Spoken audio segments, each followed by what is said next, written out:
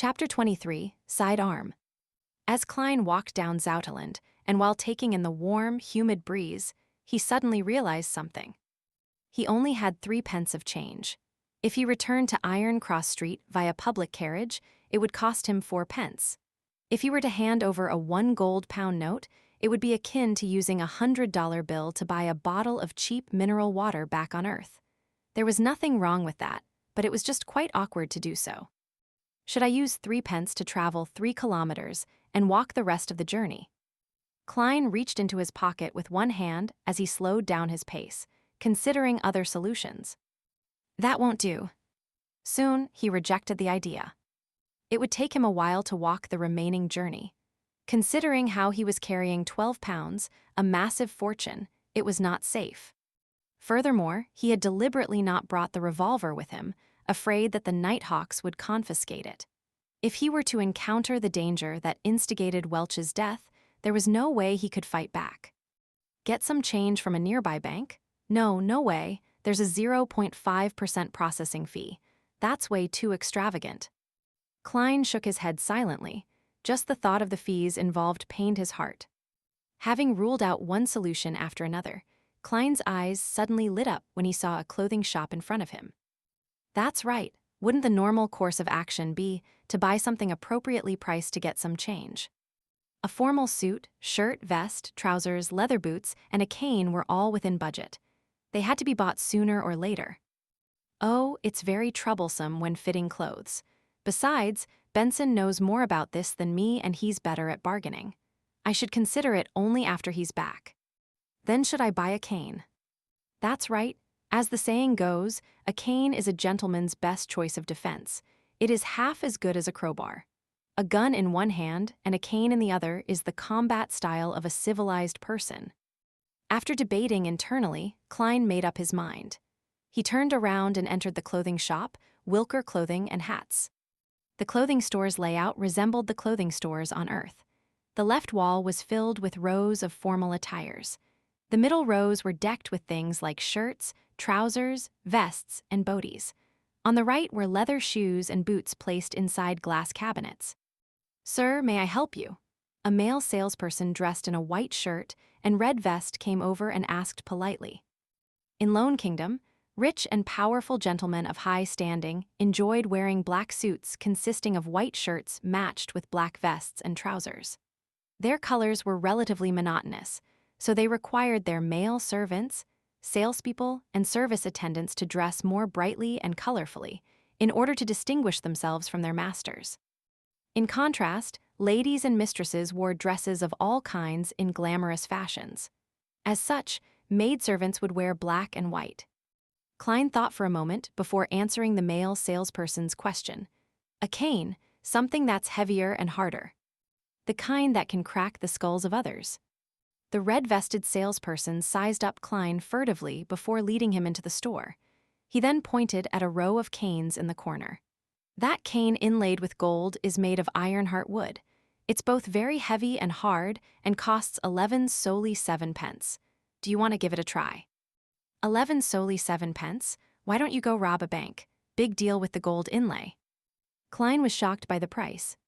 With an unperturbed expression, he nodded gently. All right. The salesperson took down the Ironheart wood cane and carefully handed it to Klein, seemingly afraid that Klein would drop and break the merchandise. Klein took the cane and found it heavy. He tried moving with it and discovered that he could not sway it smoothly as he wanted. It's too heavy, Klein shook his head in relief. This is not an excuse. The salesperson took back the cane and pointed at another 3 canes. This is made of walnut wood, created by Tingen's most famous cane artisan, Mr. Hayes. It's priced at 10 solely 3 pence. This is made of ebony wood and inlaid with silver. It's as hard as iron, costing 7 solely 6 pence.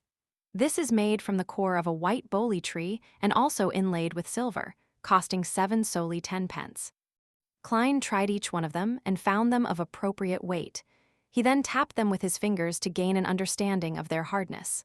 Finally, he chose the cheapest one. I'll take the one made from ebony wood. Klein pointed at the cane with the silver inlay which the salesperson was holding. No problem, sir. Please follow me to proceed with the payment. In the future, if this cane is scuffed or stained, you can hand it to us for handling for free." The salesperson led Klein to the counter. Klein took the opportunity to release the 4 gold-pound notes from his tight grip and removed 2 of the smaller denominations. "Good day, sir. It will be 7 solely 6 pence." The cashier behind the counter greeted with a smile. Klein was planning on maintaining his gentlemanly image, but when he extended his hand with the 1 gold-pound note, he could not help but ask, "Can I get a discount?"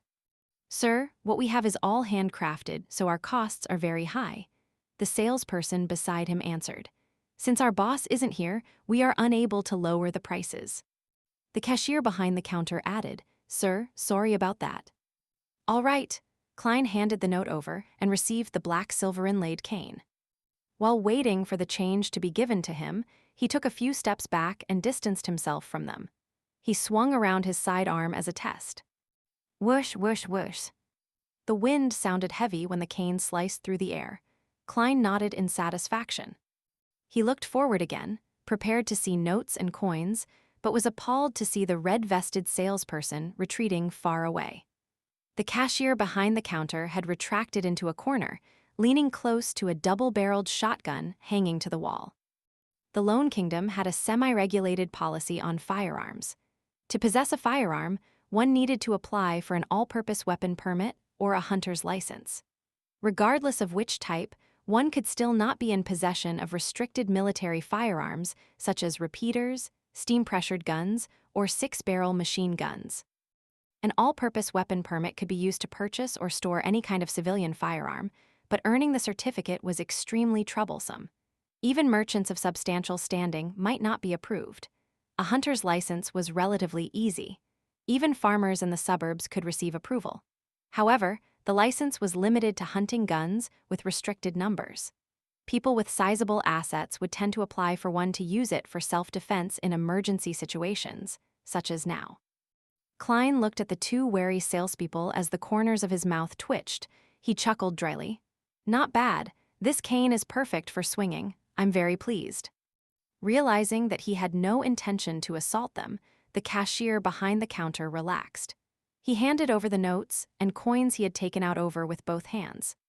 Klein took a look at what he received and saw 2 5-solely notes, 2 1-solely notes, a 5-pence coin, and a 1-penny coin. He could not help but nod inwardly. After a 2-second pause, he ignored the way the salespeople looked at him and unfurled the 4 notes towards the light to ensure that the anti-counterfeit watermarks were present. Klein put away the notes and coins when he was done.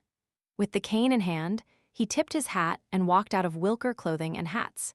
He extravagantly spent 6 pence by taking a short-distance trackless carriage before transferring once before reaching home safe and sound. After closing the door, he counted the 11 pounds and 12 solely notes thrice before placing them into the desk drawer. He then found the bronze revolver with the wooden grip. Clink clang.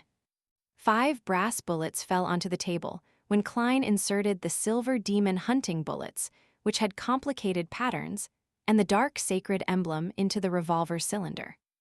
Like before, he only inserted 5 rounds and left an empty spot to prevent any misfires. The remaining rounds were placed together with the 5 ordinary bullets in a small iron case. Puh! He snapped the cylinder in place, giving him a sense of security. He excitedly lodged the revolver into the holster at his armpit and buckled it securely. Then, he repeatedly practiced unbuckling and drawing the gun. He rested whenever his arms ached, and this continued until sunset when he heard the sounds of tenants walking along the corridor outside. Phew! Klein let out a foul breath before putting his revolver back into his underarm holster.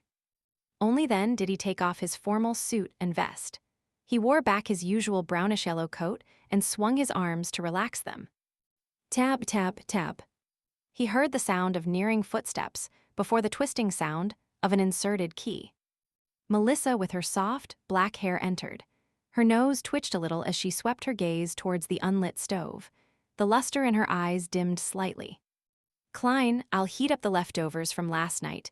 Benson will likely be home tomorrow. Melissa turned to look at her brother. Klein had his hands in his pocket as he leaned against the edge of the desk.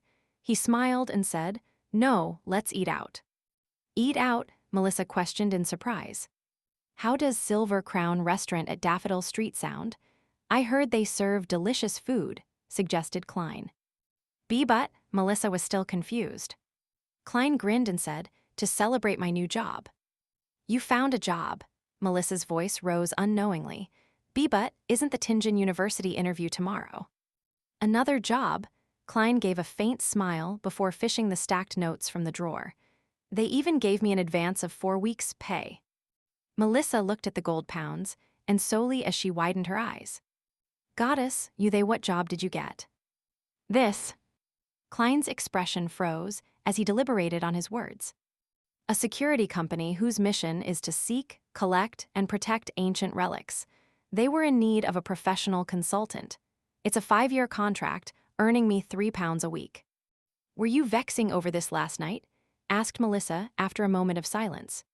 Klein nodded. "Yes, although being an academic at Tianjin University is respectable, I prefer this job." "Well, it isn't bad either." Melissa gave an encouraging smile. She asked half suspiciously and half curiously, "Why would they give you an advance payment of 4 full weeks?" "It's because we need to move. We need a place with more rooms and a bathroom that belongs to us," said Klein while grinning and shrugging. He felt that his smile was impeccable, just short of the word surprised. Melissa was stunned momentarily before she suddenly spoke out in a fluster. "Klein, we are living quite well now. My occasional grumblings of not having a personal bathroom is just a habit. Do you remember Jenny? She lived next door to us, but ever since her father was injured and lost his job, they had no choice but to move to Lower Street. The family of 5 ended up staying in one room, with 3 of them sleeping in a bunk bed and 2 of them sleeping on the ground. They even wished to rent the remaining empty spot to someone. Compared to them, we are really very lucky. Don't waste your salary on this matter. Besides, I love Mrs. Smyron's bakery." "Sis, why is your reaction completely different from how it played out in my head?" Klein's expression went blank when he heard his sister.